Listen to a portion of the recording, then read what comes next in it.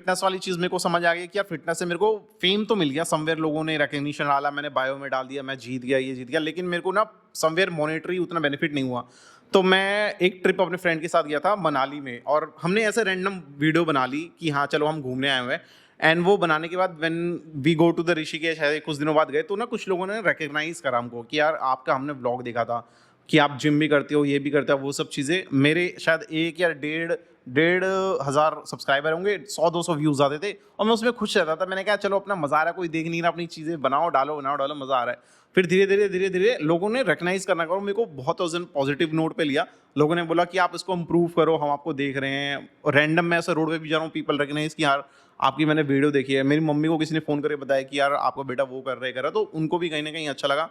तो मैंने कहा यार ये एक मेरे लिए मम्मी को opportunity- अच्छा लगा। हाँ। जनरली पेरेंट्स को ये चीजें हजम नहीं होती है, ये यूट्यूब पे क्यों टाइम वेस्ट कर रहा है, ऑफिस में क्यों नहीं ध्यान दे रहा है। उन्होंने यही बोला। एग्जैक्टली। तो एक्चुअली मैं आपको एक रियल फैक्ट बताता हूँ। मेरे लिए ये सारी चीज़ें प्रॉब्लमेटिक है। जैसे मेरी बॉडी, मैं आपको बताता हूँ, आपको दिख रहा होगा बहुत स्ट्रॉन्गर बंदा है, बट मेरी बॉडी बहुत वीक है कंपेरेटिव टू अदर प्लेसेस। मेरे को ठंड बहुत जल्दी लगती है, मेरी बॉडी उतनी स्ट्रॉन्गर नहीं है कंपेरेटिव टू अदर पीपल। तो मैंने उसको अपॉर्चुनिटी बनाया, मैंने कहा इसको तो अब मैं इस लेवल पे लेके जाऊंगा कि मैं आपको सामने गोल्ड मेडल दिखाऊंगा कि ये बंदा भी कर सकता है। अगर सेम वेट आप 50 किलो उठा रहे हैं, मैं 50 किलो उठा रहा हूँ, मुझे उठाने में 3 महीने लग जाएंगे, आप 2 महीने में उठा लोगे। एक सिंगल लड़के से कंपैरिजन कर रहे हैं, तो सोचो मेरे लिए नहीं, सिंगल लड़के से आप कंपैरिजन कर रहे हैं, लाइक अगर किसी दूसरे लड़के से, उसको कोई चीज़ डाइजेस्ट करने में अगर 2 घंटे लग रहे हैं तो मेरे को 4 घंटे लग जाएंगे। तो सोचो मेरे लिए कितनी बड़ी वो इम्पॉसिबिलिटी है। Still I have done that. अब मैं आपको ट्रिप्स वाली बात बताता हूँ। जैसे मैंने यहाँ गया, हमने एक ट्रिप करी थी, ऑफिस वाले बंदों ने ही करा था। हम गए थे मकलोडगंज। तो मेरी वो पहली ट्रिप थी आउट ऑफ, लाइक दिल्ली से मैं बाहर निकल के गया था। तो मेरे को ना वॉमिट होना शुरू हो गया, मेरा हेडेक होने शुरू हो गया। तो मेरे को ऐसा रियलाइज़ हुआ कि भाई मैं ट्रिप्स के लिए नहीं बना हुआ हूँ, I am not for that guy. मेरे को सिकनेस है, ये सब चीज़ें। तो काफ़ी मजाक बना, ये करा वो करा। तो फिर मैंने कहा यार अब इसको अपॉर्चुनिटी, जैसे हमने कंपटीशन में करा।